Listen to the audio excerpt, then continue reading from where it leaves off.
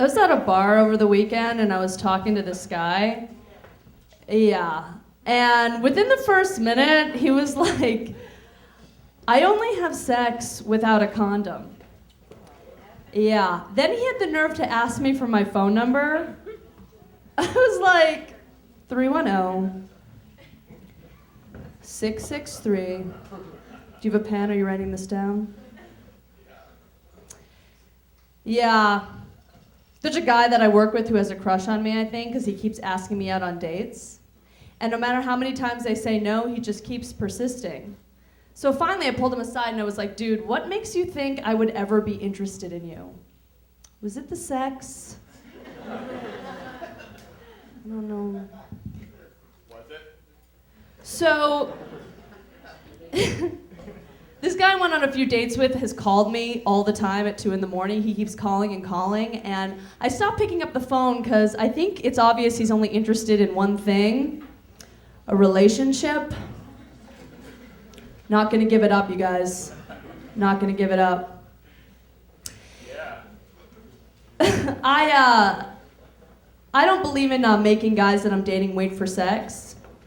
I don't believe in it because I don't want anyone that I like thinking I'm a tease, or worse, a Christian. I actually dated a hardcore Christian once. He didn't believe in premarital sex. You know, and I kept saying to him, like, it's not premarital sex if there's no shot in hell I would marry you. You know?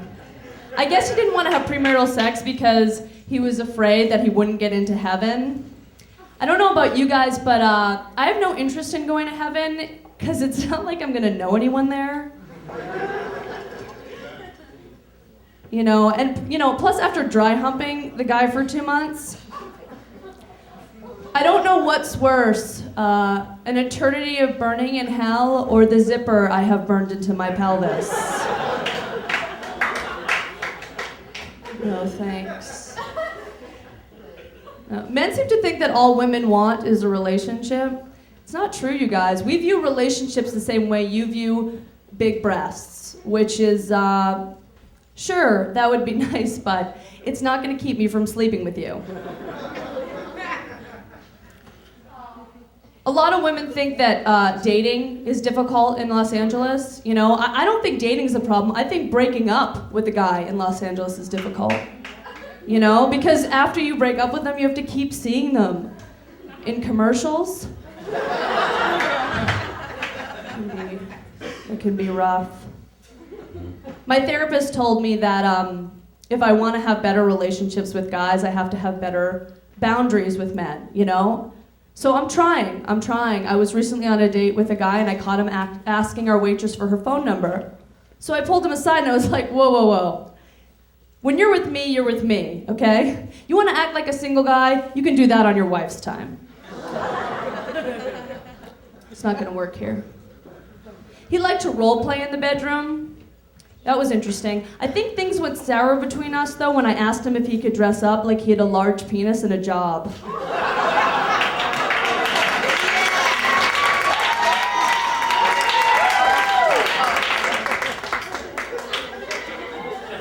Yeah.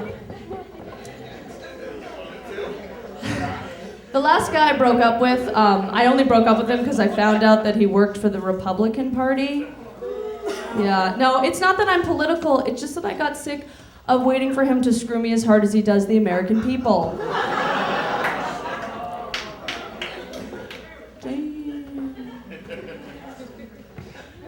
A homeless guy whistled at me today while I was driving by.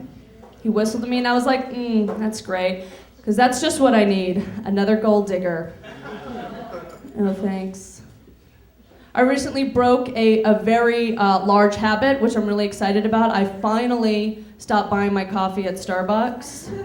And you guys, I am saving so much money just doing cocaine. It's really good in the wallet.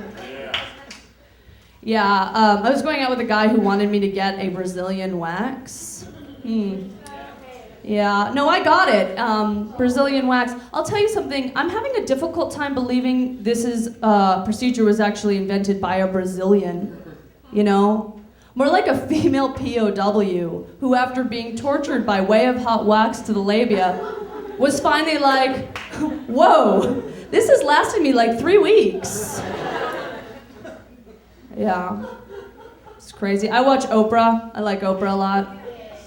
I couldn't believe, though, when she had that whole controversy with that guy who wrote the book A Million Little Pieces. I mean, I heard that the publishing company had to issue refunds to all the customers who got upset when they found out the book was a fabrication. I mean, I just kept thinking, I hope they don't figure out who published the Bible. All right? Sweet. I like to drink. I like to drink alcohol. Yeah, I like it a lot, but I had to stop for a while because I kept losing things, you know, like my pants. You know, I would get really drunk and do stupid things like pass out and then wake up in a cab, driver's bed. Anyone? Yeah, well, it happens. You know, it's amazing to me, though, like, how many people get uncomfortable when you tell them you don't drink. This one guy was like, "You don't drink? Do you still have sex?" And I was like, yeah, the only difference is probably not with you. Yeah, probably. I grew up in a white suburban upper middle class area of Boston, and when I moved out of the house, my mother, like any good loving mother, started renting out my room to foreign exchange students. Anyone? The problem was she didn't tell me, so when I came home from California from the first time, you can imagine my surprise when I found a Somalian in my living room. Naturally, I thought he was an intruder, so I made tender love to him.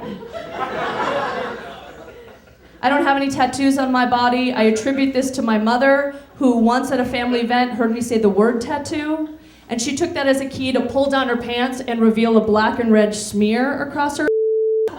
And I was like, "Oh my God, Mom, what happened?" She's like, "What happened is it's a rose and it used to be on my hip." Okay? Yeah, good luck with that unicorn tattoo, because in 20 years it will look like a Down syndrome baby giving you the bird.